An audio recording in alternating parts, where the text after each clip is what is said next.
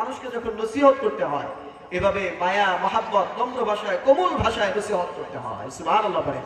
এজন্য রব্বুল আলামিন বলেন উদউ ইলা সাবিলি রাব্বিকা বিল হিকমাহ ওয়া মাউইযাতিল হাসানা, তুমি মানুষকে আল্লাহর পথে ডাকো হিকমতের সাথে, প্রজ্ঞার সাথে, এবং সুন্দর সুন্দর নসিহত করে, সুন্দর সুন্দর ওয়াজের মাধ্যমে মানুষকে আল্লাহর পথে ডাকো। মেজাজ গরম করো না, কর্কশ হয়ো না, নম্র ভাষায় ভদ্র ভাষায় মানুষকে আল্লাহর পথে ডাকো। সুবহানাল্লাহ বলে। দুই ব্যক্তি ব্যবসায় ভালো করতে পারে না। কয় ব্যক্তি? এক, যেই চোরের কাশি রোগ আছে, কি আছে?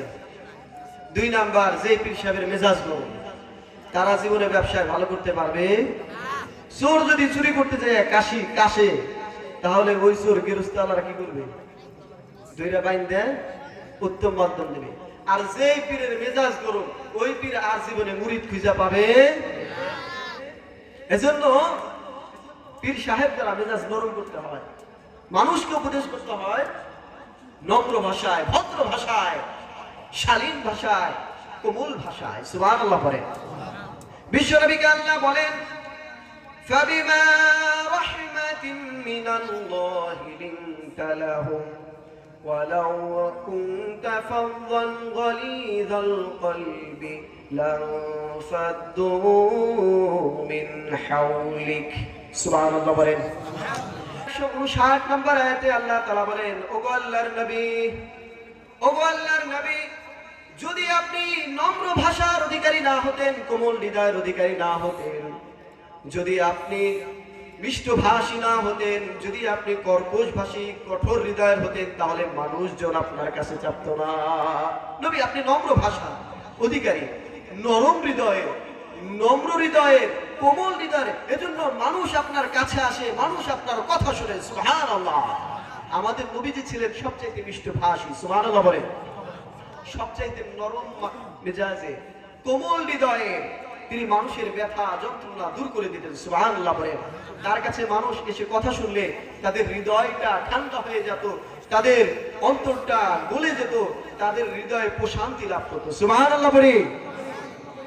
মহানবী বলে তারে কেউ বা ডাকে, আমি ডাকি প্রিয়তম। যে জন কখনো ব্যথা দিতে জানে না, যে জনকে বলি মুছে দেয় যাতনা, হৃদয়ের হাহাকার আপন করে নিতে আর কার বুক এত প্রশস্ত, তার নাম আহমদে বড় বিশ্বস্ত। সুবহানাল্লাহ।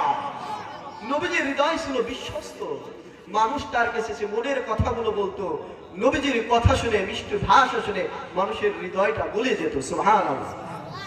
একটা ঘটনা, ছোট্ট একটা ঘটনা, নবীজির হৃদয়টা কত নরম ছিল। বিশ্ব নবীজি মসজিদে নববীতে বসা, সাহাবীরাও বসা, এক বেদুইন এসে মসজিদের ভিতরে পেশাব করলো। মসজিদের ভিতরে এসে পেশাব করে দিল। এই যে আপনাদের মসজিদ, মসজিদের ভিতরে না, কেউ যদি দেওয়ালে পেশাব করে আপনারা কি করবেন বলেন তো? আপনাদের রিয়াকশন কি হবে? মায়ের হবে, একবার কুবায় ফেলাবেন, এত বড় সাহস। তো মসজিদে নববীর ভিতরে এক বেদুইন এসে কথা নাই বার্তা নাই, ডাইরেক্ট পেশাব। সাহাবীরা উত্তেজিত হয়ে গেল, ওগো আল্লাহর নবী একবার পারমিশন দেন, এত বড় সাহস মসজিদে নববীতে এসে পেশাব করে, ওরে মাইরা জন্মের পেশাব ছুটাই দিতেছি।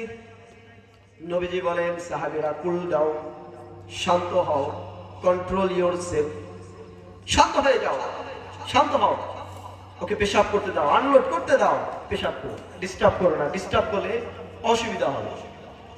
সাহাবীরা শান্ত হয়ে গেল, বেদুইনের পেশাব করাও শেষ।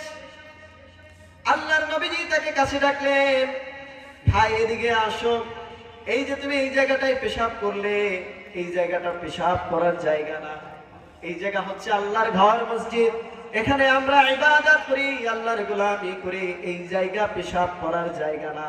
পেশাব যদি করতে হয় বাহিরে খোলা ময়দানে করতে হয়। ওই লোক দেখে বললেন, আমি তো আপনাকে মনে করেছিলাম আপনি একজন বাদশাহ, কিন্তু আপনার ব্যবহার দেখে মনে হলো আপনি বাদশাহ নন। যদি আপনি বাদশাহ হতেন, আমি যেই কাজ করেছি এই কাজের দ্বারা আমার কল্লা চলে যেত। আমার বিশ্বাস হয়ে গিয়েছে আপনি কোনো বাদশাহ নন, আপনি অবশ্যই অবশ্যই আল্লাহর নবী। সুবহানাল্লাহ। ওই ব্যক্তি ঈমান এনে ফেললো। সুবহানাল্লাহ। কি আদর্শ ছিল আমাদের নবীজি। এভাবেই মানুষকে আদর্শ দিয়ে মানুষকে কাছে টানতে হবে। সাহাবীদের দিকে ঘুরে বললেন, ইন্নামা বুইসতুম মুয়াসসিরান। এই সাহাবীরা শোনো, আমি তোমাদেরকে সহজ করার জন্য আসছি, কঠিন করার জন্য নয়। সাহাবীদেরকে যখন দাওয়াতি মিশন দিয়ে কোন জায়গায় পাঠাইতো, রাসূল সাল্লাল্লাহু আলাইহি ওয়াসাল্লাম উপদেশ দিতেন, বাশশিরু ওয়ালা তুনাফিরু, ইয়াসসিরু ওয়ালা তুআসসিরু। ও সাহাবীরা, যখন মানুষকে দাওয়াত দিবা সুসংবাদ দাও, ভয় দেখায়ও না। মানুষের জন্য ইসলামটাকে সহজ করে দাও, কঠিন করো না।